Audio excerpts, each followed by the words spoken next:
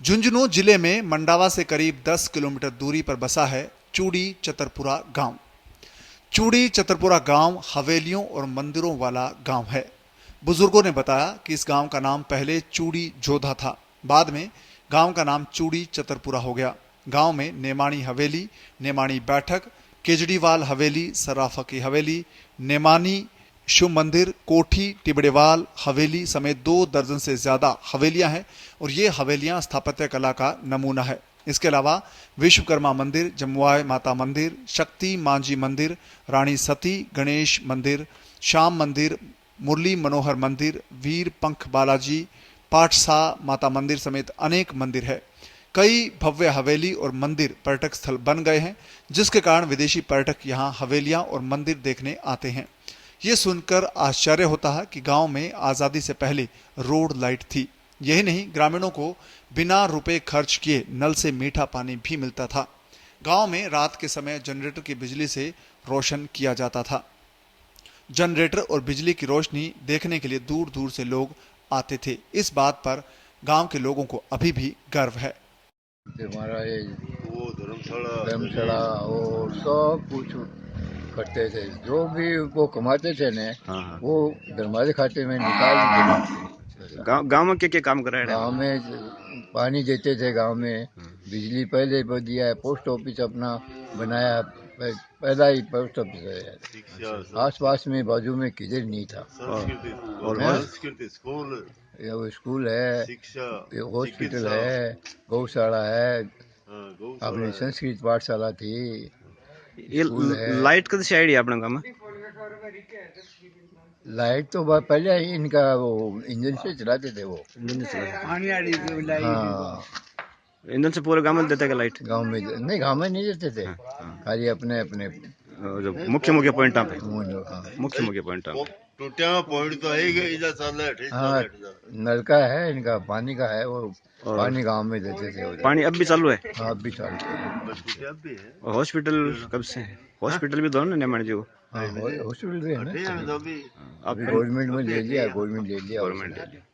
Sir अपना नाम, शुभ नाम? स्कूल है, गौशाला है, इनका गोचर भूमि है 500 बीघा। गांव के विकास में सेठ शिव नारायण नेमानी का बहुत बड़ा योगदान रहा है। नेमानी ने सन 1928 में निशुल्क बिजली और जल योजना शुरू की थी। पूरे गांव के चौराहों और बस्ती के रास्तों में जनरेटर के खंभे खड़े किए। उन पर रात्रि में जनरेटर की बिजली से रोशनी होती थी। कई विद्यार्थी रात के समय बिजली के खंभे की रोशनी में पढ़ाई करते थे। उस समय मंडावा और मुकुंदगढ़ जैसे शहरों में भी बिजली नहीं थी। कुओं से पानी निकालने और बिजली उत्पादन करने के लिए लंदन से जनरेटर मंगवाया गया था। लंदन कंपनी का लोगो अंकित जनरेटर साक्ष्य के रूप में आज भी एक भवन में सुरक्षित है।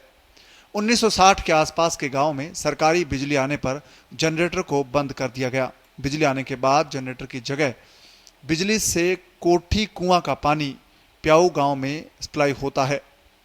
यह कार्य शिव नारायण बक्सीराम चैरिटेबल ट्रस्ट की ओर से आज भी जारी है। यहाँ की जनता आज जो बहुत कुछ अंशों तक सुखी है, उसकी वजह है बाबा शिवनारायण नेमानी की वजह से और नेमानी ट्रस्ट या नेमानी परिवार की तरफ से।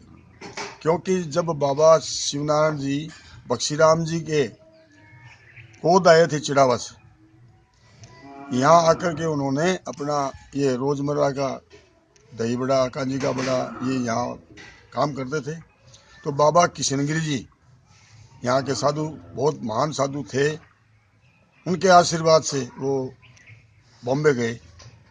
उनका आशीर्वाद मिला कि भाई तू यहाँ नहीं, यहाँ के लायक नहीं है और बॉम्बे जाकर के तेरा व्यापार चालू कर। वहाँ उन्होंने जाकर के व्यापार चालू किया रुई का। तो रुई के बाजार के अंदर दलाली करते करते आज वहाँ तक पहुँच गए वो कि रुई के दुनिया के बेताज बादशाह का टाइटल आज कॉटन एक्सचेंज जो बॉम्बे के अंदर कालवा देवी रोड के ऊपर स्थित है, उसके अंदर दुनिया के बेताज बादशाह, रुई के बेताज बादशाह, उनके नाम से सुशोभो मूर्ति है। रुई के जितने भी व्यापारी है हिंदुस्तान के, वो आज वहाँ पर जाकर के उनको नमन करके ही घुसते हैं वहाँ पर। गांव के लिए उन्होंने क्या किया है आकर के, स्कूल, अस्पताल, कुएं, बावड़ी, धर्मशाला और व्यायामशाला और संस्कृत कॉलेज, सत्यनारायण भगवान का मंदिर, शनि मंदिर और बच्चों के खेलने के लिए, गांव के खेलने के लिए वॉलीबॉल, फुटबॉल का ग्राउंड में पवेलियन, खिलाड़ियों के लिए रुकने का स्थान भी था, वहां पर पानी की व्यवस्था थी। और आज भी अनवरत 130 साल से और निमाणी चैरिटेबल ट्रस्ट, वही शिवनारायण जी का जो दिया हुआ इनाम है, गांव को सेवा दी हुई है, वो आज अनवरत चालू है बिल्कुल। और जिस समय कोई सुविधा नहीं थी बिजली की, तो इंग्लैंड से उन्होंने जनरेटर मंगाया 120 साल पहले, और मंगवा करके और गांव के अंदर बिजली की व्यवस्था तब से चालू है। तब तक गांव के अंदर किसी ने देखा नहीं था कि बिजली क्या चीज़ होती है। तब से हमारे गांव को ये व्यवस्था बाबा जी श्री शिवनारायण जी की दी हुई ये व्यवस्था, और ऐतिहासिक कोठी उन्होंने बनवाई। मोहनलाल सुखाड़िया जी इसको देखने के लिए 2 या 3 बार आए। और पोस्ट एंड टेलीग्राफ ऑफिस जनता के आग्रह से उस समय बहुत बड़ी चीज हुआ करती थी, आज वो अनवरत चालू है आज भी। और जिम खाना, स्कूल पढ़ने के लिए, ये एक बहुत बड़ी उपलब्धि उनके द्वारा के। बाबा जी कृष्ण भक्त थे, कृष्ण के भक्त, तो उनके अंदर ये भाव पैदा हुआ कि यहाँ गौशाला भी होनी चाहिए। तो गौशाला तब से लेकर के आज तक धर्मार्थ के लिए बच्चों लड़कियों को शादी सब गौशाला का कार्यक्रम अभी चालू है। और उनके ट्रस्ट से गरीब बच्चे जो स्कूल में पढ़ते हैं, एक बाप की 4 संतान, तो उनमें से 2 की फीस माफ, 2 में से 1 की फीस माफ।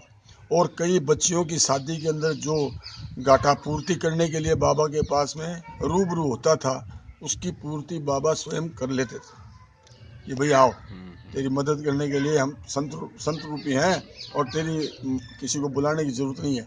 और आम जनता के बीच में रूबरू खुद जाकर के उनकी समस्या का समाधान तन, मन और धन तीनों तरीके से वो किया करते थे।